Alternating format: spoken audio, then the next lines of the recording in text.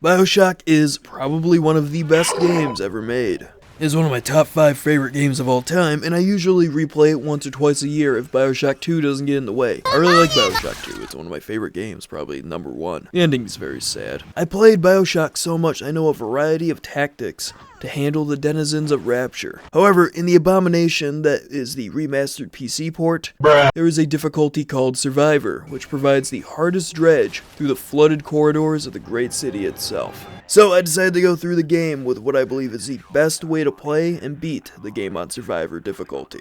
Now, let's quickly go over the basics of our playstyle. The most important is the famous 1-2 punch. Electro Bolt and the silly little device called the wrench is going to be our first powerhouse of the game. Early on it's decent, whereas in the middle sections without upgrades it's not very good and becomes almost obsolete. But the build we will be using will turn the wrench into something that will rival, well, not only literal bullets, but actual grenades that we fire at people. In the late stages, when enemies are the most resilient, firearms are essentially useless. The wrench excels, along with medieval engineering, but we'll get into that later. I launch the game, go through its amazing intro, and after my first encounter with the splicers, I send the elevator, engage with a lone female in an alleyway at 3 AM, yes, I will keep using that joke, and I pick my own path in my immersive sim video game before I promptly evict the local looters. Go through a bathroom and enter a theater, and here down below we see a creepy little girl draining blood from a corpse. That's a little sister who houses the currency that turns the gears of Rapture, giving people their genetic boosts. Then we see the first glimpse of the Big Daddy in action, a title that may seem goofy at first, especially if you're not familiar with the franchise, until you see him put that drill to use. The bounces aren't the issue though. Oh no, they're blessing the fight. There's bigger fish in the sea down in Rapture. After I deal with Ryan's hordes of splicers and get burnt by a turret, I don't even know why I did this, I enter what I believe is the game's most underrated level. It really hammers in Bioshock's horror elements, and I don't know why, I feel like Medical Pavilion's just not talked about enough. I personally really like this section of the game. I think it's a great introduction. However, in order to really get to the main area of Medical, we need to begin hacking. Now, hacking Bioshock 1, I'm not gonna lie, it's pretty pointless. In Medical, everything is insanely cheap with the exception of a safe or two, so go ahead and just spend away. You'll make more than enough money by the end of the level. Hacking isn't something we're gonna bother with late game either, because hacking Bioshock 1 is, well, quite bad. Now, exploration is something you do at your own pace since you're directed towards the location of the incinerate plasmid, and there's really only one other plasmid we actually want.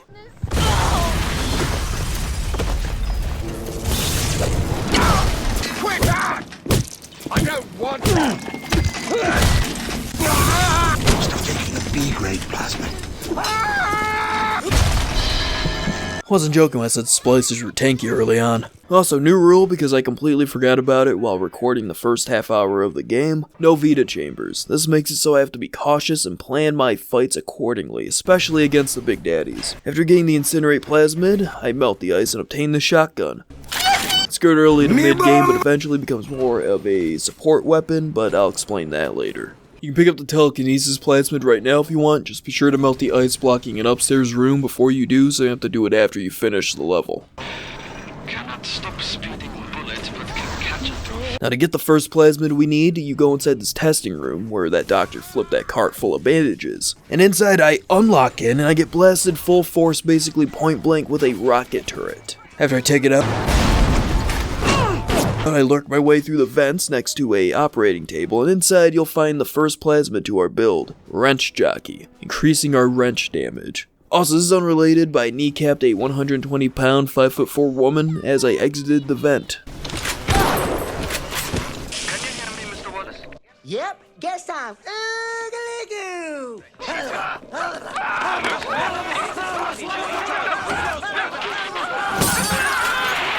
Give it a moment, I know this guy's every move.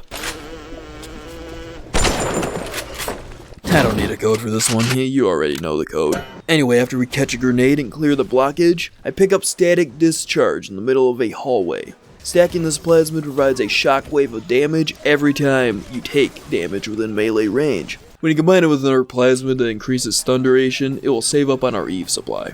I deal with this sick bastard Steinman before taking his key and baiting splicers into my shotgun. My little turret friend do be breaking the physics of a late 2000s video game. Here! There is another. Use this. How funny would it be if Jack just completely misses? Like, ah, damn, bro. Guess that slug's mine. Now, I always try to save the little sisters because, I'm not a monster, and you'll always make more at them from the gifts that Tenenbaum sends your way. First one I get is damage reduction, since it will help a good deal up until we get the 4th Frolic. To take on one of them big daddies. It won't be easy, but it's the only way to get to the little sisters. And the atom they carry. First official fight with the Big Daddy. He's not too bad, he looks scary, but honestly, it's easy to dodge his charge attacks as long as you're strafing in one direction. Now, backstepping can only get you so far before he bonks you with a giant fucking drill, but thankfully, the turret provides a good enough distraction so we can maintain direct fire into his spine.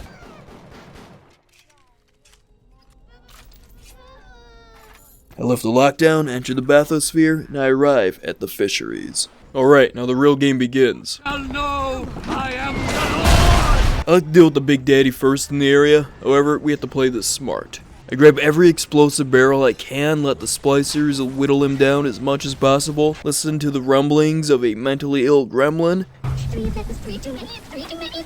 and I start launching byproducts of the Industrial Revolution, sometimes completely missing or hitting a wooden support beam, because I took an IQ test which I couldn't calculate the score of because it was so low, and I got mad and then I threw out the paper. I ran out of barrels, so I ran ahead, dodged literal heat-seeking rockets, before I ran back with more fire and launched it into this guy until he dropped. I got so fed up with this particular Rosie that I beat his corpse with a wrench before I sent him flying into the glass panels. Yeah, you're an orphan now. Go Gadget abandonment. Again, guns are still useful at this stage of the game, but the wrench is very viable right now if you're picky about your ammo pools. I talked to our first tweaker before I'm ambushed by the first splicer boss of the game. Also, I was sick while recording this, so if you see me pause at any time during the gameplay, it's because I was coughing or sneezing. I didn't want to take unnecessary damage.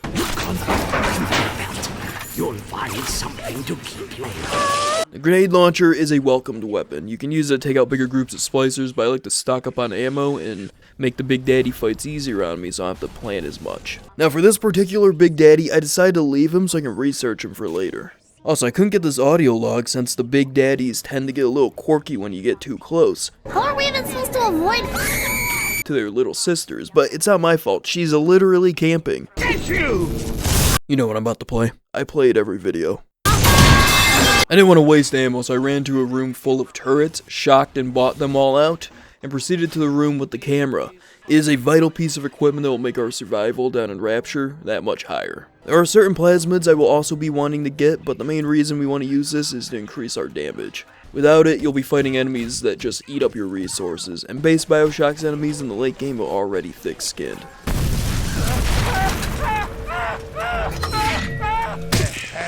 So the camera is a must for survivor difficulty with no Vita chambers. Before I find the last splicer, I decide to research the remaining Rosie before I enter a fight with him. Instead of wasting grenade ammo, I kite him through the room full of hacked turrets so I can maintain my ammo supplies. I make my way to the Fighting McDonough's. I mainly go here for supplies, but it's also a good location that's rich with research and not just loot.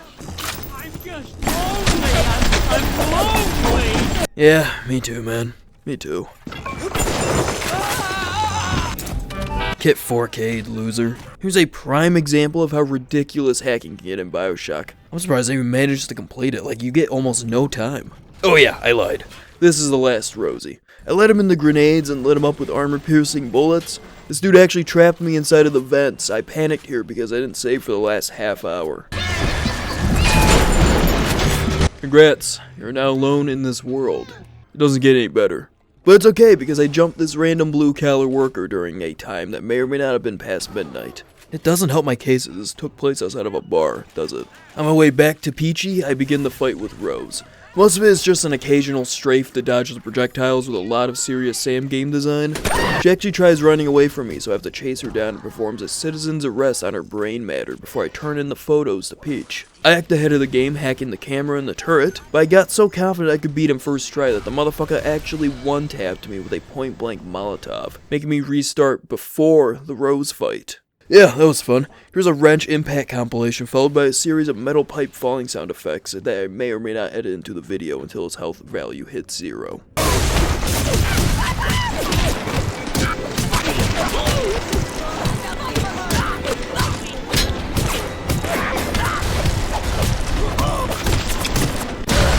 I upgrade the damage of my shotgun before I leave for the smuggler's tunnel.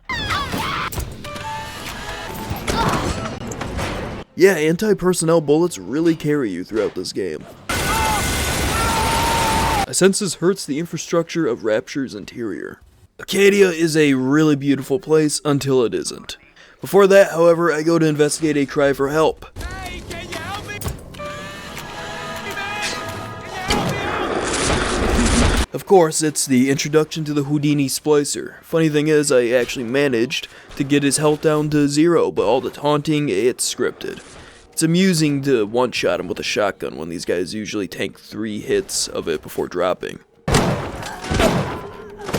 I'm quick to take snapshots of various splicers to maximize my damage output, unlocking whatever plasmid or just any buffs that I get from doing so, ensuring that I capture the melee ones especially. They are important for our build, so 4K them. I know better. Come here now. You're going to die. Told you, dumb bit. I purchased 2 combat tonics and placed Wrench Lurker and Static Discharge into their slots. Wrench Lurker is nice when you're behind a recently spawned splicer since you'll do more damage, and when combined with certain plasmids we'll get to later, this creates the most broken build in the game as I previously stated. I also bought health and Eve upgrades, but I felt I didn't really need to disclose that because I mean, come on. But as you can see on its own, the wrench is still a little underpowered, but we will get there soon, bear with me. I hold off on exploring the vast green fields of Acadia, and I immediately dart for Julie's lab myself. Julie is what the modern day lingo that people use refer to as a stuck-up bitch. However, I reached the next tier of the melee splicer's research, so it's all okay, and thus I obtained Sports Boost, which not only speeds up my, base movement speed, complementing Wrench Lurker, but also makes me swing the wrench twice as fast. You can get 2 of them within the level, so use them if you want. I wanted to use the invisibility plasmid because it helps with standing in a corner and either letting turrets do all the work for you, or when it comes to ambushing splicers, and obviously it works with Wrench Lurker very well. Once we combine Wrench Jockey 2 with the previous tier, we will become a force to be reckoned with. Already we're doing decent damage as it is, so we're only going to get stronger from here. Before I collect samples, I'd like to showcase a bug that I never encountered before since my Bioshock days go as far back as the release date of the actual game. I researched a Houdini splicer, but the overlay stayed on my screen. I did fix it by taking another photo, but I died. Can't see it, but I put a frowny face in the script. I thought you'd like to know. After some exploring, I decided to fight one of the big daddies in Acadia. Since it's a Rosie, it's a horrifying experience, I'm not gonna lie. I literally have to utilize a beam of wood just to stay alive before I am forced to retreat under the floor as an 800-pound pile of internalized meat chases me down. Even jump scared me here. I just spam Electro Buck on him though, and I beat him with a wrench to prove a point that no one will understand other than me, and I rescue the little sister. I'm not a monster, like I said, man, come on. I should also note that I'm collecting as many crafting materials as possible, just because I like crafting everything later in the game for when you really need the craft stuff, and it really helps having materials on standby so you can make more auto hacks. Seriously, auto hacks save you so much money in the late game. Also, a little side note, I found a secret hatch up here that I didn't know was in the game before, and then I witnessed the floor bugging out because the remaster version of Bioshock sucks. Since the wrench isn't fully optimized yet, I upgrade my machine gun for more damage since it's not rendered a useless pea shooter yet. I continue to loot around before I make my way towards my main objective. Shortly after securing the sample, I get jumped and repel the said jumpers via science. I think this hurts the Julie. It's okay though, because I got the flamethrower, our backup primary weapon in the endgame because, well, constant streams of electricity and fire do be doing damage once you get Human Inferno. For some reason here, I shot a Big Daddy before I ran away. I did have him by it once again, started laying into him with grenades and electro buck shots, and I eventually took him down, so that was fun. I must collect enough ingredients to craft the cure to this tree plate. Atlas directs me to the farmer's market. If I come out one more time and find you lolling out there amongst my hives, I'm grabbing my shotgun. Yeah, I don't think that worked out for you. Once again, I maximized my research whenever possible, and I almost died to a rocket turret, because I forgot it existed despite seeing it alive and well, literally 5 seconds before I clocked this random female with a wrench. Did I mention I love this plasmid? How awesome is it for a splicer to hit you with any weapon just for them to get zapped by raw energy from my body? Now, Bioshock is argued as a horror game at times, but for me, it's all for the wrong reasons. It's not because of the build-up or any of the lighting that can really create a disturbing scene. Oh, no. I am scared because a giant armored-up man in a diving suit is pinning me down with a rivet gun as he's firing it at the shelves in front of me, as he charges into an enclosed room with me. In case you're wondering, yes, I did scream at this in real life at about 1:23 a.m. at about the time of recording this footage that you are seeing right now. Alright, let me pause it real quick. Listen close. Right here is what we call a woman minding her own business. Now, I'm going to show you a concept called corrective measures. It's because she scratched the floor with that stupid pipe of hers.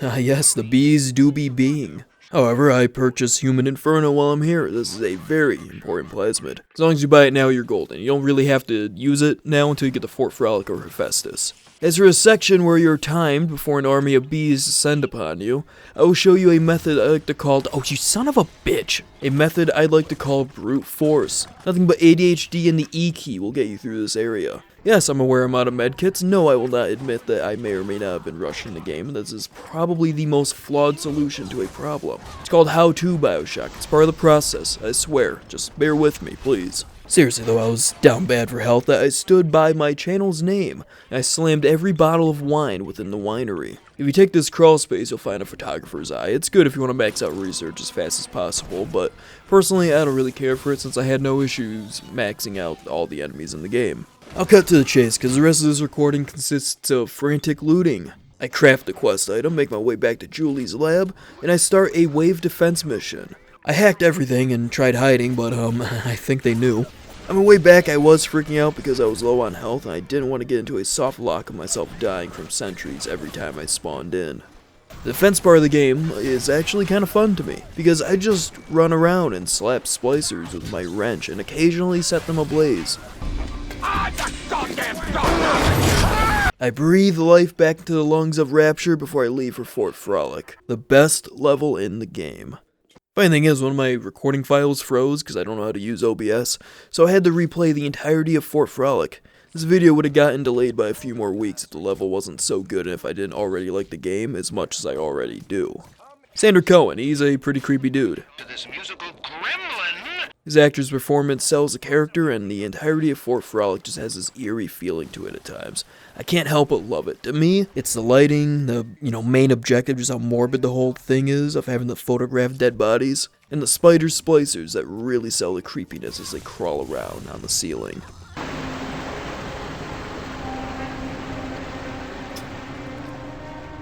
I love this transition. God, it's so beautiful. Cohan's primary entourage are spider splicers. After dealing with a group of them, he then finally lets me inside of Fort Frolic. It's a beautiful sight. But then I make my way up these stairs, where I eventually find my way inside of a theater area, and I immediately head tap the dude playing a piano.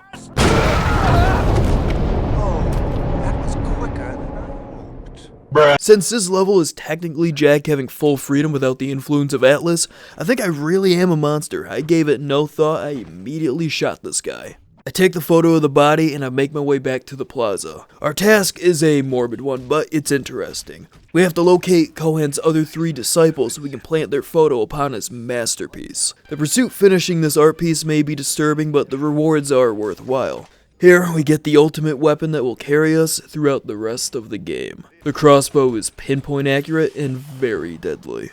Most of the time, it'll either 2-shot or 1-shot a splicer. Sure, I do miss a ton because I'm bad at video games, but when you hit, brother, it indeed hits. Now, like every other firearm in Bioshock, the crossbow has an alternative ammo type, the incendiary bolt. If you haven't picked up Human Inferno, do so, because this plasmid also increases the damage of the incendiary bolts. Most splicers will drop in a single shot, but there's a foe that they're really effective against. The bouncer big daddies, and really just big daddies in general. As you can see, the bolts make short work of them. It really takes away a chunk of their health per shot. And if you get the crossbow upgrade that reduces the breakage chance for bolts, you'll basically never run out of ammo. It'll save you so much money and many more crafting resources. This will make hunting them down easier since you can maximize research and collect more money for gambling. I bypass a hallway frozen over to find the second disciple. He freezes us to then set up this little game. Now, you're supposed to be tense not knowing which of the frozen figures is living, but I'm gonna end this fight really quickly. I snap the photo and then I turn it in for another reward. After firing upon an assemble of spider splicers, I head over to a crafting station to create the Bloodlust plasmid. This fills up our even health whenever we hit an enemy with the wrench. Since I'm combining both sports boost plasmids, I swing so fast that all damage I receive is made redundant because I already filled it up past the amount I lost. Very useful plasmid to have, so make sure you make it sooner better than later. I fully research the spider splicers, take on another Big Daddy, and I enter the club where I follow my scantily cladded mother into a room, Jesus fucking Christ, into a room where she was given the Looney Tunes odd death via a silly piece of pipe. No, Fontaine had something to do with it. What are you doing? No! I rush out and completely miss the third guy multiple times, actually. I don't know what happened here. But I eventually take him out, take the photo, and I plant it again on Cohen's wall. However, Cohen did not take his meds. What's that look? Judged by you? Screw you! Screw all you fucking doubters! So he freaks out and sends an entire horde of splicers after me. I dance and prance and I smack people with my wrench and occasionally blast them with whatever weapon I'm using here because I did not feel like checking the footage when I typed out the sentence that you are reading or hearing right now. A Bioshock playthrough isn't the same when you don't engage with the horror elements. I decided to venture down for the final upgrade and to unleash the splicers. These ones are kinda creepy, and I don't mean just the initial view of them all posing as you wander the halls. They will spawn around Fort Frolic and begin to attack you. First time I did this when I was a young kid, oh my god, it horrified me. You go down into this giant flooded room with water, and 3 more spawn, but I take them out with Electro Bolt. You do get a plasma down here, so it's worth checking out if you really think you'll use it later. I listen to domestic disturbances while I continue to gamble away my hard-found money, Don't look at me like that. as well as my earnings from ending the suffering of any Big Daddies. Finally, I enter the record store so I can check Cobbs off that list, snap the photo, and make my way back to Cohen's wall, inserting the picture into the frame, and finally getting a reward from Cohen. He comes down all happy, you know, this big show's going on. And well, you can go up and shoot him if you really want to, but hold off on that for now. Because yes, you can choose to fight him and get the key to his chest, but you can just pick it off his corpse later and then come back to grab it. It's mostly just ammo, and you can completely ignore it if you really, really want to. Plasmid he gives us his medical expert too. I like using it because it helps us save money that we can use for more bolts. I make my way back to the bathysphere, and then we're off to Ryan's base of operations, Hephaestus. 3 things. 1. I go up to this pipe where a splicer drops us free ammo for our RPG. 2. I go over to Ryan's door and he bullies me because I did something so stupid. 3. There's a new type of enemy. These are the Electro Splicers. Obviously, Electrobolt and our Shockwave doesn't affect them because, you know, their entire body is emitting electricity. So, we'll either have to use brute force with our wrench or just use the crossbow. It is here where our firearms-based ammo starts becoming pointless. Splicers will tank rounds if they're not anti-personnel or if you don't hit them with the Electro Bolt beforehand. Now, Hephaestus is the second level that's closest to being like System Shock 2 because you're constantly backtracking and navigating the map. It's no Fort Frolic, but to me it's still a good level. I like this one. I find an audio log that tells us exactly what needs to be found in order to construct a device that will cause a power surge to open up Ryan's door. Along the way, I play with early 2000s physics, collect some of the gel, and then I head towards heat loss monitoring. Here you're supposed to get ambushed, so I'm going to show you how to bypass Ken's game design. I fight another Big Daddy, and then I find an audio log from a mechanic that reveals Q-Burz's office code. I leave and purchase the final upgrade for Electrobolt along with Wrench Lurker 2. I replace Armor Shell at this point in the game because damage negation, it doesn't offer much right now. I do buy Sonic Boom for 2 reasons. 1, it's funny. 2, when you launch a splicer, you can run up and whittle their health down before they can get back up. If they damage you at all, you'll just make your health back along with whatever Eve you use to, you know, fire them across the room. Like I said, the wrench is broken in Bioshock if you build it right. Also, I fully researched the Houdini splicer, then I grabbed the code. Now, since I'm playing with Vita chambers off, I can't just run through all the traps and just respawn. I actually have to play smart. Upgrade my pistol cylinder size before I grab the nitroglycerin. I fully researched the turret while I was in the room, which allows us to automatically hack any turret at the press of a button. I actually didn't know this was a feature in the game since I never really cared for researching the mechanical foes of Bioshock. So, yeah, be sure to research those turrets, I guess. The only other component we need are just these wire clusters that you can get from Big Daddies. I just looted them off corpses that were found throughout the level, but you will have to obtain them through effort for the final piece or two. Once it's all complete, I finalize construction and make my way down to geothermal control. Now here Atlas advises you to set up defenses. I could have used the turrets, but I destroyed them because I wasn't thinking. I instead do the next best thing. I plant all of my proximity mines and I take a position at the wheel. Then, gameplay.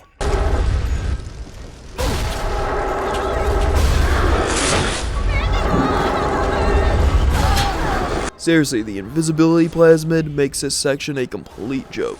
Despite Ryan trying to dissuade us, I plant the EMP and the entire power grid goes out, allowing us the ability to open Ryan's gate. Say, I wonder what Ryan thinks of the whole situation. You hear me, Atlas? Admiral Ryan offers you nothing but ashes! Yeah, he's a little upset, okay. I marked my way into the plot twist room before promptly dealing with Ryan the funny way. Come on, you knew I had to do it twice, come on. Once we're betrayed, I follow the little sister and get karma slapped for firing a heat-seeking missile at her. I ascend the stairs and I get to work. As you can see, the wrench still excels at combat, while my firearms are borderline useless if you're not using anti-personnel ammo. Whenever I'm not hacking turrets and camera, I just take them out using electric buckshot. The shotgun will retain its usefulness because of its capability to one-shot turrets and cameras and sentries. You can also use it in place of electric bolt if you want to save up on Eve.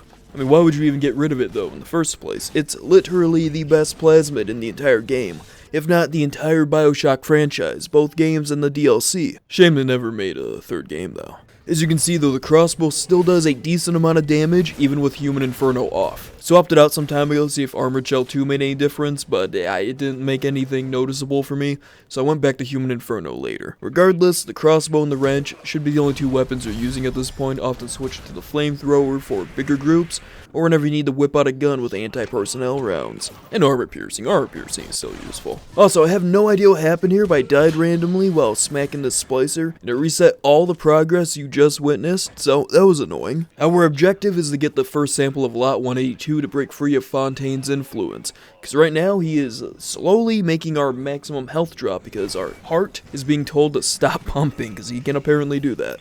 So I make my way to the first set of apartments, and I proceed to wipe out all the splicers in the courtyard, as well as a Big Daddy. I chose to explore the interiors for some supplies, but at this point, you'll only be needing medkits and Eve hypos, but I enjoy rummaging around the desolation in the ruined, looted flats. If you're not convinced enough to consider exploration, let me show you a highlight. If you kept Sander Cohen alive, you get to walk inside of his apartment and witness a dance he's orchestrating. Me being, well, me, I shot a fucking grenade at the two dancing splicers, I'm coming down there, little boy! finishing off Cohen immediately after with electro bolt and a crossbow bolt between the eyes. Also, keeping him alive gifts you with a weapon upgrade station, so that's nice. You can also loot his key off his body and go back for his chest if you really want to. I find a paparazzi's audio log which reveals a code to Fontaine's suite. I go up the elevator and I secure the first sample. Then begins an annoying but decently challenging segment of the game at the same time. You don't have control of your plasmids. Now the only annoying part is the screen effect and the sound that drones on when it changes.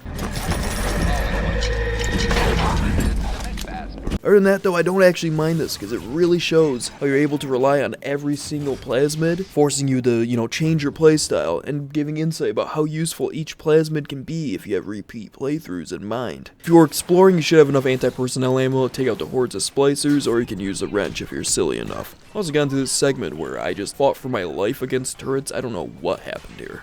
Now to find the next sample, we have to venture into another district known as Apollo Square, which was clearly Fontaine's side where his fighters resided. I worked my way through defeating a Big Daddy and various splicers that also jumped him before I died and had to reset about 20 whole minutes of gameplay because I don't have the cognitive function to occasionally press the FA key. I firmly believe that both apartment sections of the game are underrated. Sure, the exploration isn't as inspired, but I still enjoy going through them. Apollo Square is just great because you can witness the aftermath of the riots and the worst that the war brought out in people. For example, I really liked Sullivan's audio log regarding Anna Culpepper, and honestly I don't even know if you can find this in Apollo Square, but we're sticking with this segment because that's where I typed it. Bioshock audio logs are the best, I swear. I want to take the ears off! Please! Take them off! Please! Anyway, I work my way throughout the apartments until I reach Suchong's, where I get to see him rightfully impaled by a drill upon a table. Pick up the other dose and we are finally cured of Fontaine's mind tricks and our inconsistent plasmid swapping. One place I like checking out is the base where Fontaine operated. Head back to the main lobby and take the other entryway until you reach the main gates. Inside you'll uncover what happened to Diane, as well as upgrading your weapon, more supplies, plasmids, as well as a giant armory that I personally find it pointless to loot on survivor mode, especially at this point in the game. But if you care enough, feel free to use telekinesis to obtain everything behind bars. Now that that's done, I wonder what Fontaine thinks of the recent turn of events. You broke the spell! Oh, he's mad. He's really mad. Surprisingly, I don't crash here since this area is notorious for that. This you wait for. Go and get this idiot. What do you want me to do? It's scripted. I can't catch him. Now Fontaine escapes and a little sister is required to open the door. To get a little sister to trust us, we must complete the process of becoming a big daddy without all the mutilation and transhumanism. The freedom you have is still pretty good, however, there is one issue that makes you suffer for the remainder of the level. You can make this level hell for the next hour, or you can make it hell for the next half hour. Yeah, don't pick up the helmet right now. First, go inside the library and secure the boots as well as a plasmid. I personally like going left towards optimized eugenics immediately after the boots. I take the right door because it always leads to a big daddy, at least from my experience. As well as a device that will deepen our vocal cords so we can sound like a big daddy. In case you had doubts about anti-personnel ammo, here's a demonstration. What you wait for? Engraved invitation. Yes, I only wasted bullets on these splicers because I accidentally made too many rounds and I don't like the idea of just letting them lie there. There's a room that's electrified in the same area nearby, but if you're using the correct plasmids, you'll be immune to the effects of the electricity. Although the camera did catch me, and then I went on a spree of mechanical slaughter just to die because I beat one point blank with a wrench and the explosion got me, resetting my entire, progress. Head to the opposite end of optimized eugenics, and you'll find the bad item. You'll also find the Big Daddy suit, which will give you passive damage reduction for the rest of the level. So it's actually nice to obtain early on, but I did not do that because I didn't think. In a nearby room, I ran out of ammo when fighting a rocket turret, but one of my hack drones saved me before it turned back on. And what a G. Fortunately, a Big Daddy destroyed them within 2 nanoseconds after I shot him. As punishment, I blasted the power of industry directly into his veins. Search around if you want, but then go over to Little Wonders. It's not a wonderland. Oh no, it's a re-educational facility. Here we can witness the terrible conditions that the girls were subjected to, all the way down to corrective measures to ensure that they stick to their jobs. It is an extremely haunting part of the game. However, we don't stick around long because I collect enough hormones, don the helmet, and I smack the vent to bring the little sister out, who opens the door and leads us on our way to the proving grounds. Nothing special happens here, other than some scenery and variety of horde defense. By now you should have more than enough grenades and anti-personnel rounds to keep the splicers at bay. Time to go, Mr. B.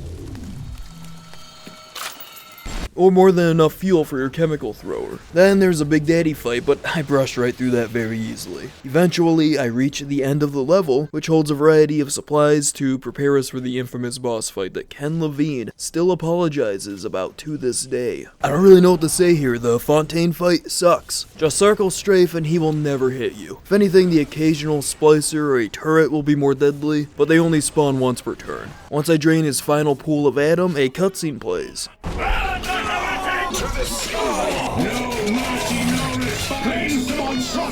And with that, I completed Bioshock on Survivor difficulty. I've been playing this game for years, and somehow I never get bored of it. I guess it's truly a product of its time, or I just really love the underwater sea and immersive sims in general. Anyway, if you enjoyed that, feel free to stick around and support the channel with a sub, or maybe just drop a like or a comment, all that good stuff. I do read all of them whenever I get a chance, so yeah, I appreciate it. I plan on doing another video on all the Bioshock games that will entail something long form. Anyway, with all that being said, I'll see you later. Peace out.